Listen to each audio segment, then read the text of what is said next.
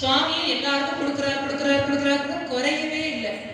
கடைசியில பார்த்தா மணி 9 ஆயிடுச்சு. சுவாமிகளுக்கு ஒரே வருத்தம். எல்லாம் கேட்டாங்க, ஏன் சாமி நீங்க வருத்தப்படுறீங்க? திருநீர் தானே கொடுத்தீங்க. இல்லை, நான் திருநீர் கொடுத்ததுக்கு வருத்தப்படலை, திருச்சிக்கு போக வேண்டிய ரயிலை மிஸ் பண்ணிட்டேன், அதுக்கு வருத்தப்படுறேன்னாரு வாரியாசாமி. உடனே ஒருத்தர் சொன்னாரு, சாமி ஒன்றும் வருத்தப்படாதீங்க, நீங்க என்ன சொல்றீங்களோ அதை நான் பண்ணி தரேன்னாரு நண்பர். இப்போ வாரியாசாமி யோசிச்சா, சரி இப்போ நான் போக வேண்டிய ஊருக்கு என்னால் போக முடியல, நாளைக்கு கார்த்திகை நட்சத்திரமா இருக்கு, சென்னையில மாட்டிக்கிட்டேன், சரி அப்படியே பழனிக்கு போவோம் அப்படின்னு சொல்லிட்டு ஒரு அன்பர்கிட்ட கேட்டார். அவர் வந்து அவரோட கார்ல போட்டு திண்டுக்கல் வரைக்கும் அனுப்பிவிட்டார். திண்டுக்கல்ல போயிட்டு சுவாமி வந்து அன்னைக்கு காலையில் இறங்குறார்.